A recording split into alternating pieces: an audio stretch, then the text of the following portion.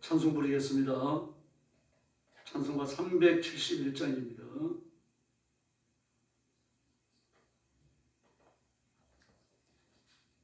찬송가 371장 부르겠습니다.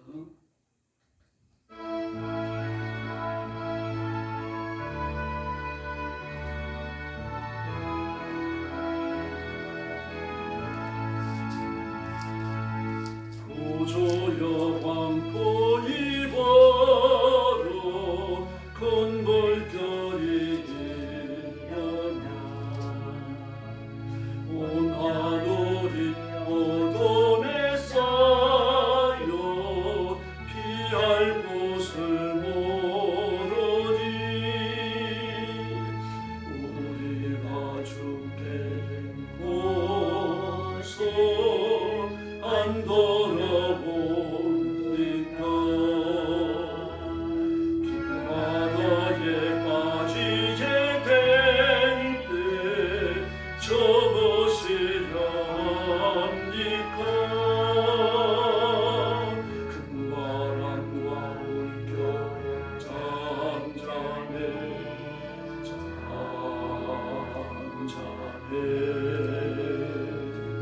사납게 뛰노는 파도나 저 흉악한 말이나 아무것도 주 편안히 잠들어 놓으신데 뒤엎어널 능력이 없도다. 주의 서풍파를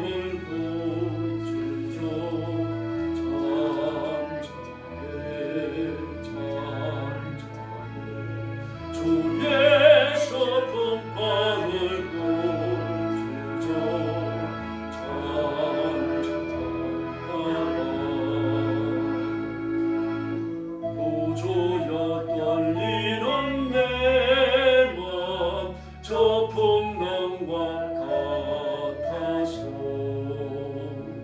놀불 안에 쌓여 서사니 날 붙들어 줍소서. 세상의 풍파가 나를 삼키려 합니다. 죽게 된 날 돌아보소 곧 구원해 주소서. 큰 바람과 물결 잠잠해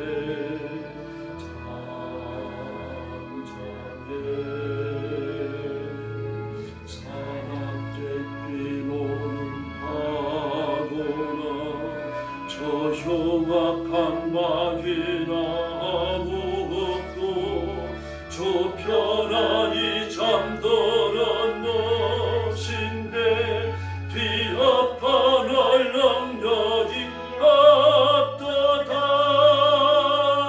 주의 서풍파를 꾸짖어 잠잠해 주의 서풍파를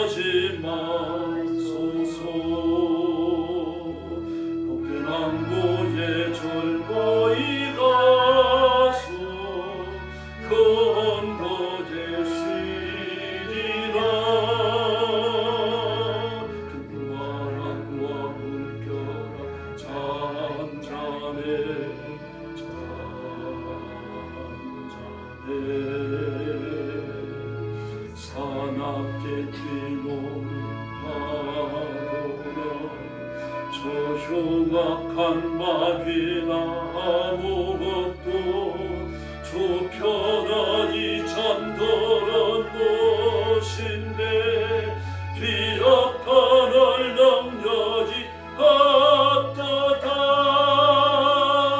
주의 서풍파를 꽂히죠. 잔잔해 수풍파를 꽂히죠.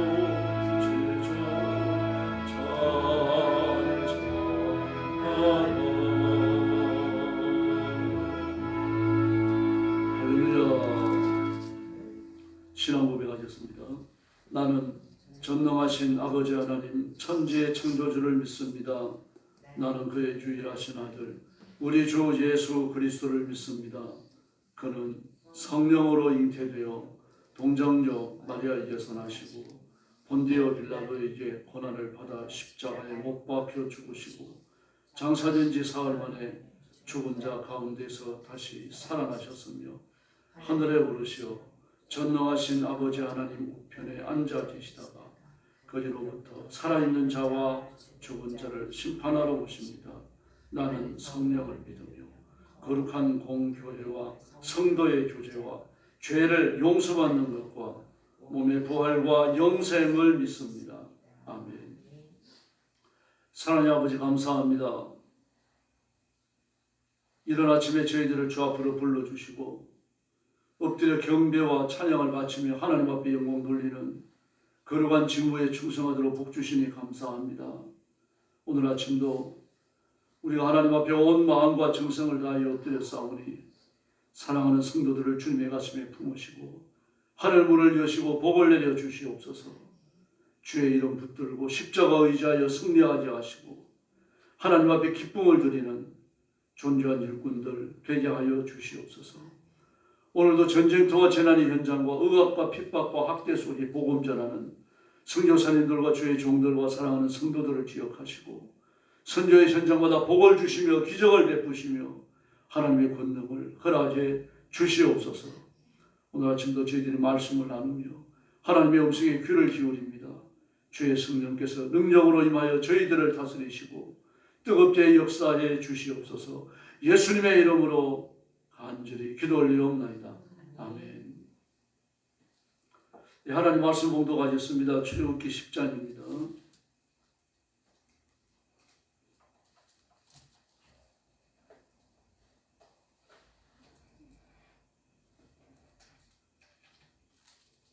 출애굽기 10장입니다. 1절 말씀부터 제가 먼저 봉독하겠습니다.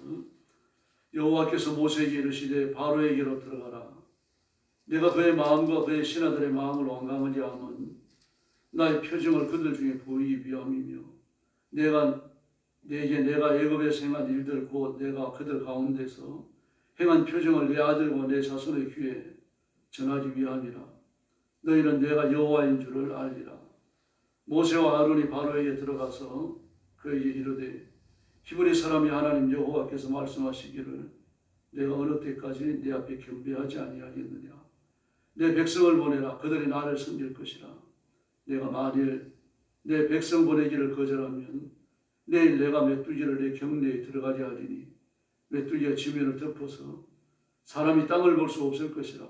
메뚜기가 내게 남은 그것 곧 우박을 면하고 남은 것을 먹으며 너희를 위하여 들에서 자라나는 모든 나무를 먹을 것이며 또 내 집들과 내 모든 신하의 집들과 모든 애굽 사람의 집들에 가져가리니 이는 내 아버지와 내 조상이 이 땅에 있었던 그날로부터 오늘까지 보지 못하였던 것이리라 하셨다 하고 돌이켜 바로에게서 나오니 바로의 신하들이 그에게 말하되 어느 때까지 이 사람이 우리의 함정이 되리까.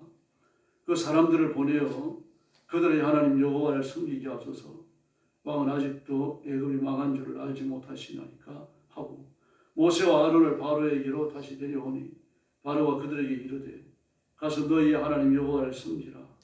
갈 자는 누구냐. 모세가 이르되 우리가 여호와 앞에 절기를 지킬 것인즉 우리가 남녀노소와 양과 소를 데리고 가겠나이다. 바로가 그들에게 이르되 내가 너희와 너희의 어린아이들을 보내면 여호와가 너희와 함께함과 같으리니 같으니라. 보라, 그것이 너희에게 나쁜 것이니라. 그렇게 하지 말고 너희 장족만 가서 여호와를 섬기라. 이것이 너희가 구하는 바니라. 이에 그들이 바로 앞에서 쫓겨나니라. 여호와께서 모세에게 이르시되 애굽 땅 위에 내 손을 내밀어 메뚜기를 애굽 땅에 올라오게 하여 우박에 상하지 아니한 밭의 모든 채소를 먹게 하라. 모세가 애굽 땅 위에 그 지팡이를 들매 여호와께서 동풍을 일으켜 온 낮과 온 밤에 불게 하시니 아침이 되매 동풍이 메뚜기를 불어들인지라. 메뚜기가 애굽 온 땅에 이르러 그 사방에 내림에 그 피해가 심하니 이런 메뚜기는 전에도 없었고 후에도 없을 것이라. 메뚜기가 온 땅을 덮어 땅이 어둡게 되었음에 메뚜기가 우방에 상하지 않은 밭의 채소와 나무 열매를 다 먹었으므로 애굽 온 땅에서 나무나 밭의 채소나 푸른 것은 남지 아니하였더라. 바로가 모세와 아론을 급히 불러 이르되 내가 너희의 하나님 여호와와 너희에게 죄를 지었으니 바라건대 이번만 나의 죄를 용서하고 너희 하나님 여호와께 구하여 이 죽음만은 내게서 떠나게 하라. 그가 바로에게 나가서 여호와께 구하며 여호와께서 돌이켜 강렬한 서풍을 불게 하사 메뚜기를 홍해에 몰아넣으시니 애굽 온 땅에 메뚜기가 하나도 남지 아니하니라. 그러나 여호와께서 바로의 마음을 완악하게 하셨으므로 이스라엘 자손을 보내지 아니하였더라. 여호와께서 모세에게 이르시되 하늘을 향하여 내 손을 내밀어 애굽 땅 위에 흑암이 있게 하라. 곧 더듬을 만한 흑암이니라. 모세가 하늘을 향하여 손을 내밀어 캄캄한 흑암이 3일 동안 애굽 온 땅에 있어서 그동안은 사람들이 서로 볼 수 없으며 자기 처소에서 일어나는 자가 없으되 온 이스라엘 자손들이 거주하는 곳에는 빛이 있었더라. 바로가 모세를 불러서 이르되 너희는 가서 여호와를 섬기되 너희의 양과 소는 머물러 두고 너희 어른 것들은 너희와 함께 갈지니라. 모세가 이르되 왕이라도 우리 하나님 여호와께 드릴 제사와 범제물을 우리에게 주어야 하겠고 우리의 가축도 우리와 함께 가고 한 마리도 남길 수 없으니 이는 우리가 그 중에서 가져다가 우리 하나님 여호와를 섬길 것이며 또 우리가 거기에 이르기까지는 어떤 것으로 여호와를 섬길는지 알지 못함이니라 하나 여호와께서 바로의 마음을 완악하게 하셨으므로 그들 보내기를 기뻐하지 아니하고 바로가 모세에게 이르되 너는 나를 떠나가고 스스로 삼가 다시 내 얼굴을 보지 말라. 내가 내 얼굴을 보는 날에는 죽으리라. 29절 같이 봅니다. 모세가 이르되 당신이 말씀하신 대로 내가 다시는 당신의 얼굴을 보지 아니하리이다. 아멘. 네, 출애굽기 10장은 메뚜기 재앙과 흑암 재앙을 다룹니다. 네, 바로와 모세의 대결이 더 격렬해집니다. 메뚜기 재앙은 그들이 지금까지 겪어보지 못했던 그런 재앙입니다. 메뚜기 떼가 대지를 뒤덮는 그런 일이 전혀 없었던 게 아니죠. 아프리카에는 그런 일이 종종 일어나는 일입니다. 그러나 이와 같이 극심한 것은 없었어요. 오늘 본문에 보면은 그 메뚜기가 12절 말씀 이하에 보니까 우박이 피해를 입지 않고 땅에 남아있는 모든 푸성기를 다 먹어치운다고 말을 합니다. 그런 메뚜기가 왔는데 15절에요. 땅의 표면을 다 덮어서 땅이 시커멓게 되었고 우박이 피해를 입지 않고 남아있는 나무의 열매 땅의 푸성기를 다 먹어치우고 이집트 온 땅에 있는 들의 나무와 푸른 푸성기가 하나도 남지 않았다라고 말하고 있습니다. 그냥 메뚜기가 올라온 게 아니라 황충이 올라온 겁니다. 황충에 대해서는 여러분에게 몇 번 말씀드렸습니다만 그냥 메뚜기가 아니에요. 메뚜기가 먹을 것이 많을 때는 정상 번식을 합니다. 개체수도 작아요. 손가락만 하죠. 근데 먹을 것이 없어진 상태에서 메뚜기 떼가 많이 있어요. 먹을 게 없으니까 메뚜기를 잡아먹기 시작합니다. 그럼 이게 메뚜기를 잡아먹으면서 이 몸이 큰 거는 일반 메뚜기의 4배까지 커져버립니다. 이게 황충이에요. 그래서 이 황충이 나타나는 건 제한이면 뭐든지 먹어치웁니다. 육식만 안 할 뿐이에요.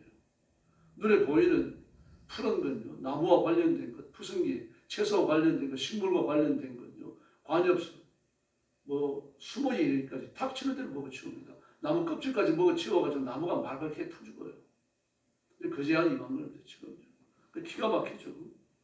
그런데 1절에서 이렇게 말씀하십니다. 바로에게 가라. 그 신하들이 고집을 부리고 완강하게 되도록 한 것이 나다라고 말합니다. 우리 오해해서는 안 됩니다. 이런 표현이 처음 나오는 건 아니죠. 27절에도 또 나오고 있어요. 이전에도 나왔을 거예요. 27절에 보면 주께서 바로가 완강해지도록 하셨다는 자신입니다. 고집을 피운다라는 뜻이죠. 완악해졌다는 건데 1절도 똑같은 말씀을 하시잖아요. 바로와 그 신하들이 완악해지고 강팍해지고 고집을 피우도록 한 것은 나다라고 말씀하십니다. 그냥 놔두면 괜찮은데 이 바로와 바로의 신하들에게 하나님이 막 고집을 넣어주셔가지고 이렇게 완악해졌다. 이게 잘못된 생각입니다. 그렇게 얘기하는 사람들이 있어요. 그래서 바로를 하나님의 기적을 나타내는 도구로 쓰기 위해서 그렇게 만드셨다. 그건 착각입니다. 하나님 악을 행하지 않으셔요. 죄를 지으실 수 없습니다. 악한 것을 짓지도 않으십니다. 스스로 악해질 뿐이고 스스로 악을 선택해서 나가는 겁니다. 그걸 주의해야 됩니다. 마귀가 하나님의 보좌를 찬탈하기 위하여서 천사의 3분의 1을 미혹해가지고 난을 일으켰을 때 하나님이 그 마귀와 천사들을 완악하게 만드신 겁니까? 그냥 놔두면 천사로서 잘 일을 할 수 있는 그런 존재들인데 하나님이 그들의 마음속에 막 죄를 짓고자 하는 유혹의 마음, 막 강한 그런 악을 행하도록 그런 못된 생각과 욕망 이런 거 넣어주셔가지고 그들이 악해졌냐 말입니다. 그건 아닙니다. 마귀와 악한 천사들은 하나님 앞에 복종하여 선한 천사로 일할 수도 있고 악을 행할 수도 있는 그런 자유로운 존재들입니다. 근데 그들은 뭘 선택합니까? 악을 선택합니다. 악을 선택하는 것을 허용하셨을 뿐이에요. 오늘 우리가 사는 세상도 마찬가지입니다. 만약에 하나님께서 우리가 아주 적극적으로 악을 행하는 이 완악하고 강팍한 마음을 그대로 쏟아내려 살아가도록 하면요, 이 세상은 지워집니다. 지금도 지워집니다만 훨씬 더 흉악해질 수밖에 없죠. 그러나 다양한 이 자연의 은혜를 통해 가지고요, 일반적인 은혜를 통해 가지고 그 완악한 마음과 행동과 생각들을요 다 통제하십니다. 그 중에 하나가 법입니다. 다양한 규칙들입니다. 만약에 법이 없다고 하면은요 세상 무법천지가 되죠. 이 세상은 사람 사는 세상이 안 됩니다. 그러나 법치를 주신 거죠. 그 법을 통해서 통치가 되도록 하신 겁니다. 법치가 무너지는 우리나라를 보십시오, 여러분. 악을 행하는 자들이 아주 성하잖아요. 그 정권 사범이 9개의 재판을 받고 있는 사람이 대통령이 되고 나니까 그 밑에서 그를 보좌했던 사람들 전부 국회의원 나오려고 그래요. 김종인이 나오려고 그러죠. 이화영도 나오려고 그러죠. 아주 웃기지도 않습니다. 겉으로 드러나나 그 악한 범죄가 발견되지 않으면요 지금도 국회의원 다 해먹고 있습니다. 그 얼마나 어렵습니다. 이러고 법치라고 말을 해요. 그러나 이나마도 하나님께서 은혜를 주시기 때문이죠. 이재명이 대통령이 되기 직전에 그 주변에 법을 전공한 사람들과 나라의 법을 완전히 고쳤습니다. 자유민주주의에서 자유를 다 빼버렸어요. 그럼 민주주의면 되지 않느냐? 인민민주주의, 민중민주주의, 전부 다 민주주의예요. 북한도 마찬가지입니다. 헌법에 북한은 인민민주주의를 한다라고 그렇게 천명되어져 있어요. 민주주의가 문제가 아닙니다. 앞에 자유가 붙어야 돼요. 그런데 그와 같이 자유민주주의를 포기하는 공산주의를 돌아가는 법을 완전히 바꿔가지고 이걸 그 당시 유명한 헌법학자들이 폐랑을 시켰습니다. 근데 하나같이 단 한 사람도 동조를 안 했어요. 그런데 학자들이 지금 와가지고 그걸 까발리고 있어요. 좀 그런 걸 진작 얘기했어야 될 거 아닙니까? 얼마나 더러운 야망을 가지고 대통령이 됐는지 그걸 알려야 될까? 법을 무시하면요 다 무너지는 겁니다. 법 일반은 중중에서 최고라고 말할 수 있어요. 양심을 주셨습니다. 양심을 주셔가지고 사람이 양심을 따라 살면 예수 믿지 않는 사람이라도 하나님의 율법을 행할 수 있게 되어져 있습니다. 그러나 어떻습니까? 양심을 따라 살려고 노력을 할 뿐이지 양심을 100% 지키는 사람 아무도 없습니다. 그렇게 착한 사람이 없어요. 오히려 그 양심은요 인간의 절망을 보여줄 뿐입니다. 양심 하나 제대로 지키지 못하는 것이 자연인입니다. 인간이에요. 이렇게 하나님께서는 인간이 극단적으로 악해지는 것을 다양한 요소를 통해 가지고 제어를 하십니다. 이 하나님의 자비고 사랑입니다. 그런데 마귀에는 그래 두셨어요. 네 마음대로 한번 해봐라. 그게 저주입니다, 여러분. 아담과 하와도 마찬가지입니다. 네 마음대로 한번 해봐라. 그런데 선악을 알게 하는 나무의 열매를 따먹지 말라. 강제적 조항을 주셨잖아요. 그걸 볼 때마다 내가 하나님 앞에 순종해야 된다. 이걸 깨달아야 되는데 그 선을 넘어버립니다. 그 선을 넘어도 된다라고 아담과 하와의 마음속에 하나님의 악한 마음을 넣어주셨습니까? 그게 아니거든요. 그들 스스로 선택한 겁니다. 고라도 마찬가지입니다. 하나님 고라의 마음을 완악하게 만들어가지고 모세를 끌어내리려고 했던 게 아니에요. 그냥 두신 거예요. 바로도 마찬가지입니다. 이 완악하게 하셨다, 강팍하게 하셨다라고 말하는데 그 바로가 선택하도록 하나님께 그냥 두신 거예요. 제어하지 않으셨습니다. 이렇게 해서 하나님이 어떤 결과를 가지고 오시게 됩니까? 2절 말씀에 보니까 내가 이집트 사람을 어떻게 보냈는지, 내가 그들에게 어떤 이적을 보여주었는지 두 가지를 말씀하십니다. 너희 자손에게 알리고, 첫 번째는 너희 자손에게 알리고, 두 번째는요, 내가 여호와라고 하는 것을 너희에게 가르치기 위해서다. 하나는 알리는 것이고 하나는 가르치는 거예요. 둘이 다릅니다, 여러분. 알리는 건 선포입니다. 자신들이 선포하라 이겁니다. 내가 여호와라는 걸 선포해라. 그 다음에는요, 그들에게 선포된 진리를 붙들고 따라오는 것은 스스로 결정해야 돼요. 하나님의 은혜입니다. 그러나 당사자 이스라엘 백성들은 아닙니다. 가르치는 거예요. 강제적 조항이 있어요. 오라는 얘기입니다. 오지 않으면요, 바로 밑에 남아야 돼요. 그 저주스러운 땅에 그냥 남아야 됩니다. 그러나 이스라엘 백성들이 나와서 가나안에 들어가고 나면요, 그때 하나님의 통치입니다. 그때는요, 애굽에 있을 때랑 좀 다릅니다. 환경이 좀 다른 게 아니라 완전히 다르죠. 그때 선포가 아닙니다. 그때는 가르치는 게 아닙니다. 선포죠. 선포에서 이게 강합니다. 그 다음에는요, 그 자녀들이 하나님의 말씀을 따라 순종해야 됩니다. 이게 무너지죠. 그런데 그 무너진 기록이 뭡니까? 사사입니다. 그래서 여호와께서 사심을 보여주시며 이스라엘 백성들을 광야로 끌어내시고 애굽으로 데려가시는 이런 것들을 기억했던 그 세대 사람들이 전부 죽어서 하나님 앞으로 돌아간 이후에 그 자녀들 세대는 하나님을 알지 아니하더라라고 말합니다. 알지 아니하더라. 알지 못했다가 아니에요. 알지 아니하더라. 선포했어요. 그걸 선포한 것을 지키지 않은 거죠. 그래 망해버립니다. 그게 사사기의 기록입니다. 마찬가지입니다, 여러분. 우리 마음속에 양심의 가책이 드는 것, 하나님께 설교를 통해서 말씀을 읽을 때마다 엎드려 기도할 때마다 말씀대로 바로 살아야 된다라고 강제하시는 것, 이게 전부 다 가르치시는 겁니다. 은혜를 주시는 겁니다. 우리는 그 말씀 앞에 복종해야 할 줄로 믿습니다. 이렇게 강제적인 하나님의 은혜가 임하는데도 불구하고 그것을 완악하게 대항하고 일어서는 그런 사람들이 있습니다. 그들은 사람 중에 한둘이 아니죠. 많아요, 여러분. 지금 한국 교회를 보면 압니다.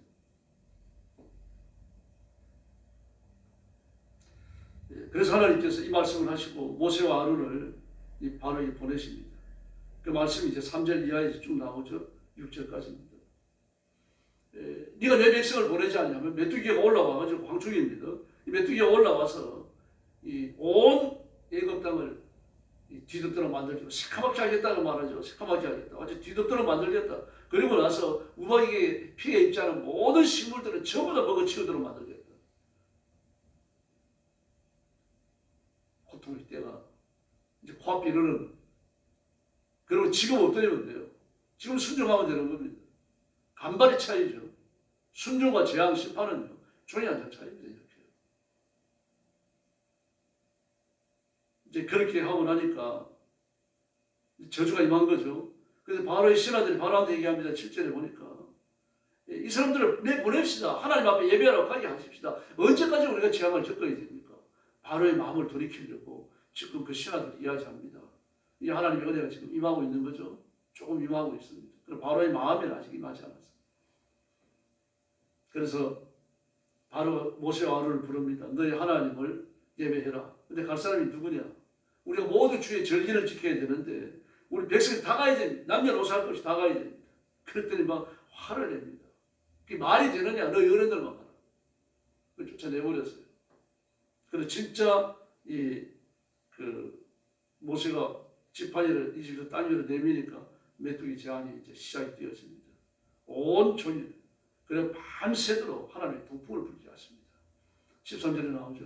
이 동풍은 아라비아 사막 북쪽에서 불어오는 아주 고온 그리고 습기가 전혀 없는 메말라 빠진 바람입니다. 이게 메뚜기를 몰고 와요, 이 바람이. 메뚜기는 더위가 사라지면 없어지잖아요. 우리나라도 그렇잖아요. 농농사 그렇게 하다가 메뚜기 때들이요. 추석도 되어지면 메뚜기 없어져요, 그냥. 찬바람 불기 시작하면요, 메뚜기 없어지는 겁니다. 이 아주 고온 그 습기가 없는 아주 뜨겁고 습기 없는 바람을 하나님이 막 불어 제끼도록 만드시는 겁니다. 아라비아 사막은 요단에 있잖아요. 그리고 애굽은 어디 있습니까? 지중해 밑에 있거든요. 그 보면은요, 북동쪽에서 이 아라비아 사막은 애굽의 북동쪽이잖아요. 그 북동쪽에서 바람이 불어서 내려오는데 메뚜기 떼는 몰고 내려오는 겁니다. 그럼 애굽에는 메뚜기 떼가 없느냐? 있습니다, 여러분. 그런데 애굽 땅에 있는 아프리카에 있는 메뚜기 떼를 불러오시는 게 아니라 그 아라비아 사막을 타고 오는 메뚜기 떼를 불러오시는 겁니다. 어떻게 보면 자연의 선진을 거스르고 계신 거죠. 하나님이 어떤 일을 하시는지 보여주고 계시는 겁니다. 아주 강력한 권능을 이 바로 앞에 풀어놓고 있는 거예요. 막 그 아프리카에 있는 메뚜기 떼만 하더라도 한 번씩 몰려오면 선가식이 짝이 없는데 이제는 어디에서 불려 내려옵니까? 중동 지역, 요단 아라비아 사막 그 북쪽에서부터 바람이 불어갖고 막 메뚜기 떼를 막 끝도 없이 몰고 내려옵니다. 그리고 온 땅을 뒤덮어 버립니다. 15제곱인가 시커멓게 됐다 그러잖아요. 다 먹어치웠어요. 이러니까 마루가 놀래갖고 모세와 아론을 불러드립니다. 빨리 너희 하나님께 가라. 내가 너희와 너희 여호와 하나님 앞에 죄를 지었다. 또 말로만 합니다. 이렇게. 네. 그리고 모세가 그 말을 듣고 나와가지고 하나님 앞에 기도했더니 하나님이 서풍을 불게 하십니다. 바람을 바꾸셨어요. 서풍은 북서쪽을 말합니다. 지중해에서 불어오는 바람입니다. 지중해에서 불어오는 바람은 일단 시원합니다. 이 바다에서 불어오니까. 그리고 습기를 머금고 있어요. 습기를 머금고 있고 서늘한 바람이 불어오니까 메뚜기 떼는 그냥 없어지는 겁니다. 죽어 넘어지는 것이고 바람이 불려가지고 다시 또 다른 데로 가버리는 거죠. 없어져 버렸어요. 그랬더니 바로는 여전히 고집을 부리면서 그 자손을 내놓지 않습니다. 20절에 주께서는 바로가 여전히 고집을 부리게 하셨다라고 말합니다. 그러면서 흑암장이 내려와요. 흑암입니다. 근데 그냥 흑암이 아니라 아주 짙은 어두움입니다. 눈앞에 있는 걸 못 보는 겁니다. 시골에 가면 검은밤이 되면 그렇잖아요. 검은 밤이 되어지고 그러면은 완전히 달이 이전해져 갖고 말입니다. 누수달도 남지 않게 되어지면은 눈앞에 있는 손이 안 보입니다. 후라시불을 펴도 후라시불을 돌아가는 거 동그란 것만 보이죠. 그 주변이 안 밝아요. 아주 어둡습니다. 그 어둠보다 더 어두운 거예요. 하늘에 별도 줄 없습니다. 지금 낮에 이 어둠이 임하고 있는 거 아니면 캄캄한 어둠이 3일 동안 임해갖고 있는데 23절에 보니까 서로 볼 수 없고 제자리에 뜰 수도 없고 왜 제자리를 못 듭니까? 어디로 가야 할지 방향도 못 잡아요. 횃불을 들어가야 그 주변만 조금 밝으니까 어디 갈 때도 갈 수도 없는 겁니다. 여기 이게 심판입니다. 적시 깨달았을 거예요 지금요. 왜 그렇습니까? 바로가 라신의 혈전이거든요. 태양신이다. 그 애굽에 많은 신들이 있습니다. 그 신들 중에 가장 어떤 주신이 라예요. 태양신입니다. 그 태양신이 사람으로 연해갖고 나와 있는 게 애굽의 바로고 바로가 죽으면 태양신으로 간다는 겁니다. 그래서 바로를 민대머리예요. 머리를 기르면 안 됩니다. 그 태양이기 때문에요. 태양이 무슨 머리카락이 있습니까? 항상 밀어야 돼요. 민대가리입니다. 그리고 항상 햇살을 나타내는 이 기암 넓고 그 햇살 무늬가 만들어져 있는 그 목걸이를 해야 돼요. 빗살이에요. 빗살. 바로 태양이라는 얘기입니다. 그런데 한 대낮에 말입니다. 아주 움직일 수 없는 앞에 있는 사람도 볼 수 없는 캄캄한 어둠이 임해가지고 3일간 계속되는 겁니다. 라의 심판이죠. 태양의 심판이 너희 죽는다는 얘기입니다. 바로가 이 메시지를 깨달아요. 그래가지고 마음이 다급해집니다. 화급해지는 거죠. 그리고 사흘 동안입니다. 사흘은 완전한 심판을 말하는 겁니다. 예수님도 죽어서 3일간 땅속에 계셨죠. 3일 만에 살아나셨죠. 딱 카운트로 시간을 따져가고 3일은 아닙니다만 사람의 날수대로 말입니다. 사흘 동안입니다. 사흘 동안 보짐이 있다는 건 완전한 보짐이 있다는 뜻이고요. 사흘간 어둠이 임했다. 사흘간 무덤 속에 있었다는 얘기는 완전한 심판을 받았다는 얘기입니다. 이 사실 바로가 알아요. 깨달아요. 그래가지고 다급해가지고 모세와 아론을 찾습니다. 모세와 아론을 찾아갖고 갔더니 뭐라 그럽니까? 가서 주님 앞에 예배하라. 너희야 양과 소 당겨두고 아이들만 데려가라. 아닙니다. 우리는 양과 소 짐승 다 데려가야 됩니다. 그걸 왜 데려가느냐? 우리가 하나님 앞에 예배 드리러 가는데 임금이라도 우리한테 제사 드리라고 짐승을 줘야 할 거 아닙니까? 근데 우리는 우리 짐승을 데려가서 하나님 앞에 예배 드리겠다는 겁니다. 이 짐승 중에 어떤 걸 우리 하나님 앞에 바치라고 하나님 말씀하실지 모르니까 다 가져갑니다. 바로 무슨 말인지 알죠 지금요. 애굽의 임금인데 이게 바보입니까? 지금 우리가 이민족을 떠납니다. 애굽을 떠나갑니다. 이제 다른 데로 갑니다. 그 얘기 아니에요 지금요. 우리도 아는데 바로가 몰랐겠어요. 다 알고 있는 거죠 처음부터. 그랬더니 28절에서 바로가 싹 물러가는 겁니다. 얼씬하지 마라. 앞으로 한 번만 더 나타나면 너 죽이게. 그때 모세도 말이에요. 내 임금 얼굴을 볼 일이 다시는 없습니다. 이제 없죠. 왜 그렇습니까? 장자 죽는 재앙밖에 안 남았습니다. 그럼 나가야 돼요. 하나님 살아계신 줄을 믿습니다. 하나님께서는요 놀라운 분입니다. 조선실록을 보면은 정도전과 이성계가 그 조선 창업을 앞두고 정도전이 이렇게 상수를 올려요. 이 실록에 나오는 얘기잖아요. 뭐라고 상수를 올리는가 하면은 도읍을 송도에서 한양으로 옮겨야 됩니다라고 말합니다. 그렇게 해서 온 백성들의 어머니가 되시고 임금은 하늘을 쳐다보시고 임금은 백성들을 즐겨 백성들이 배부르게 살도록 백성들을 바라보시고 백성들은 하늘을 바라보면 나라는 평안해집니다. 그런 상수를 올려요. 그래가지고 한양으로 천도를 합니다. 근데 야사에 보면 이제 또 그런 얘기가 나오죠.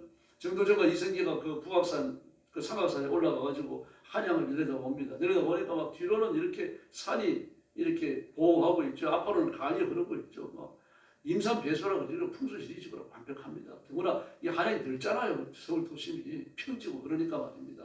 그걸 바라보면서 우리가 여기에 가지고 50년, 100년 도읍을 건설해야 되겠다. 그러니까 정도전이 뭐라 그러니까 아니 50년, 100년이 뭡니까? 500년 도읍은 해야죠. 그 정도전이 마음이 컸던 거예요. 그러니까. 그래가지고 이제 여기를 이제 한양을 이제 서울로 정한다. 그런 야사가 내려옵니다. 그러나 정사에는 그런 얘기는 없습니다. 없고 어쨌든 정도전이 그렇게 찬수를 올려요. 이성계도 거기에 응답을 합니다. 그럼 천도를 하자. 천도를 해서 거기에 천년 만년 우리가 그 국가의 부흥을 꽃피워야 되지 않겠느냐 그런 식으로 화답을 합니다. 그런데 정도전은 적어도 500년 앞을 내다봤죠. 대단한 사람입니다. 마음이 큰 사람이에요. 일본이 그 서울역을 건설할 때 50년 앞을 내다보고 건설을 합니다. 근데 우리는 어떻습니까? 막 사흘들이 막 보도를 뜯어고치죠. 근데 하나님은 어떻습니까? 창세부터 종말까지 모든 역사를 꿰뚫어 보시면서 다 계획을 하시고 그리고 창조에 들어가셔요. 하나님의 계획, 하나님의 통치, 하나님의 역사 판단을 벗어날 것은요. 짐승한 말이 없습니다. 하나님의 뜻대로 되면 하나님의 계획이 이루어지는 줄 믿습니다. 바로 아무리 완악해도요. 하나님의 손을 못 벗어납니다. 그러나 우리는 예수 믿지 않습니까? 환난이 임할 때 기도하면 환난을 거두시고 우리가 어렵고 공공할 때 하나님 앞에 구하면 하나님의 부요하심을 채워주실 줄로 믿습니다. 오늘도 하나님의 기적 같은 손길을 믿고 엎드려 기도하십시다. 그래서 이스라엘을 구하시고 이스라엘을 건지시는 하나님의 그 능력과 그 능력 붙들려서 하나님의 뜻을 이루는 존재하실 분들이 되기를 예수님의 이름으로 축원합니다. 기도하겠습니다. 자비하신 아버지 감사합니다. 저희를 부르셔서 예수 믿게 하시고 하나님의 자녀가 되게 하시며 하나님의 일을 하며 예수님의 재림을 기다리는 복 주시니 감사합니다. 우리가 바로처럼 완악한 도구가 되지 않게 하시고 모세와 같이 아론과 같이 순종의 도구 하나님의 축복을 이루는 도구 하나님의 구원을 이루는 도구로 쓰임받게 하여 주시옵소서. 회초리가 되지 아니하게 해주시고 하나님께서 복을 베푸시는 하나님의 축복스러운 성교로 쓰임받도록 역사해 주시옵소서. 오늘 엎드려 싸우니 기도의 새 능력을 주시고 저와 성도들의 간구를 들으시고 성도들의 가정은 복을 받고 교회는 부흥하며 나라도 새로워지는 하나님의 복을 이 시대에 허락해 주시옵소서. 예수님의 이름으로 간절히 기도 올리옵나이다. 아멘. 주기도 드리겠습니다. 하늘에 계신 우리 아버지, 아버지의 이름을 거룩하게 하시며 아버지의 나라가 오게 하시며 아버지의 뜻이 하늘에서와 같이 땅에서도 이루어지게 하소서. 오늘 우리에게 일용할 양식을 주시고 우리가 우리에게 잘못한 사람을 용서하여 준 것 같이 우리 죄를 용서하여 주시고 우리를 시험에 빠지지 않게 하시고 악에서 구하소서. 나라와 권능과 영원히 아버지의 것입니다. 아멘. 같이 기도하겠습니다. 자비하신 아버지 감사합니다. 오늘 아침도 저희들을 단장에서 불러주시고 이런 아버지 앞에 나와 엎드리게 하시니 감사합니다. 이 시간 주의 성령께서 능력과 권능으로